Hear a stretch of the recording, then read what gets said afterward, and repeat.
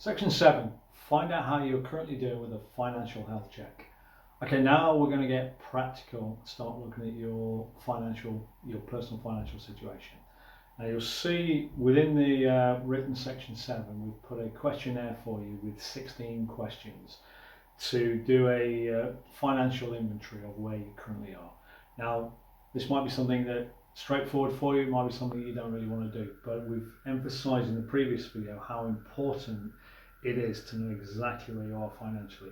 I showed you my diary where once a week I do a quick appraisal of everything, so I know where I am, all areas of money coming in, what I'm owed, what I need to chase, and how all the accounts look.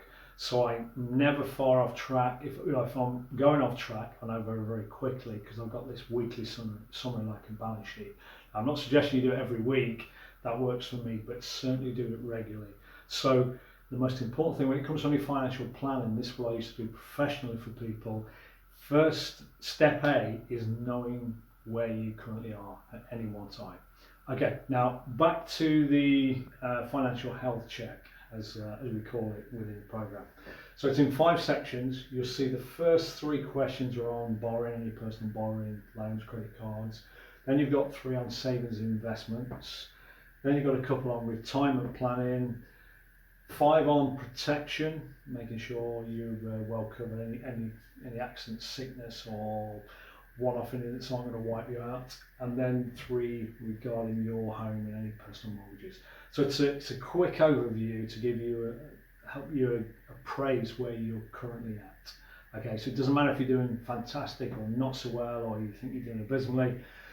That's irrelevant. The most important thing, and because I used to do this professionally, I would say the same thing to everybody, it's a simple journey. Financial planning, wherever you want to go, is a simple journey.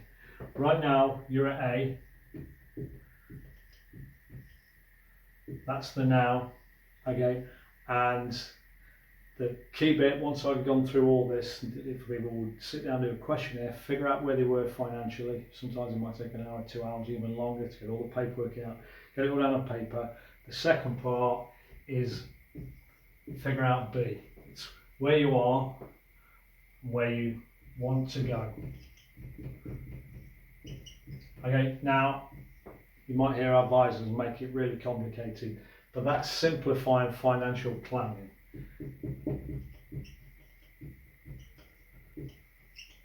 It's a journey from A to B. A is appraisal, figuring out exactly where you are. B is where you want to go financially. So that's talking about amounts or a lifestyle, income, and a time frame. Okay, and a financial advisor's job is to figure out how to get you. So this is a moving target. Will continually move because as time moves forward, you might change what you want. Okay, but so what we're doing now in section 7 is this, appraising exactly where you are, so you get your financial net worth. And you'll see we've got some summary sheets, so you can do an inventory and find out, like it's like a personal balance sheet, so you know exactly where you are. Now, don't really care how if it makes you wince when you see it, or you're actually quite excited. Getting this bit clear is absolutely essential. Once you've got that clear, okay, you can shoot for the stars, because this bit is simply figuring out what has to happen. Once you know the end result, you can work back and think, okay, right, how much do we need to put away? Same as investments. Do you want property? What do we need to do to get you on track to this? Now, it might seem a massive jump to get there, but we do it in steps. And it depends how long, how soon you want to get there. Now, of course, I know everybody would like to get there very quickly, but we've got to be realistic at the same time. But once you understand what it would then take to get on track to where you want to be financially, you can start making little stepping stones to get you there. And the key is, because this is a moving target, this is a regular appraisal, so you're always moving towards B, wherever that is at any one time, but that's your decision. Okay, so that's just simplifying what it is. So right now, it's getting all your paperwork out and going through everything, getting that snapshot of where your finances sit. Now you'll see in there, we appraise how rich people are. Not in the traditional sense. Now you may say, if I said, okay, what does wealth mean? Somebody is wealthy, how much have they got? You might say, well, anybody with $250,000, $500,000, $1 million, 10 million, 100 million, that's wealthy. However, what we want to get you to focus on is wealth is not necessarily the amount of net worth or money you've got in the bank. Let's say, for instance, that your monthly expenses, normal month, is $3,000 a month. But through some good planning and some good discipline, you create in the next, say, 15 years, income of 4,500 per month that comes to you through the pipelines, because you've set up all these pipelines, you've put this money away, you've created this. Now, so you're spending 3,000 a month to live a general lifestyle, but you've created income of 4,500 indefinitely through some well-timed investments.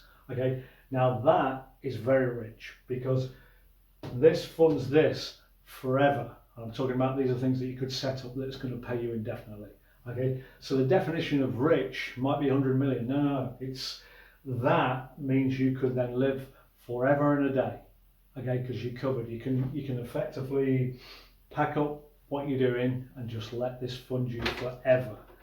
Okay, so that in terms of wealth richness, in one sense, can be argued is better than having a huge amount in the bank. So it's not necessarily having this fantastic figure, millions, to say I'm wealthy.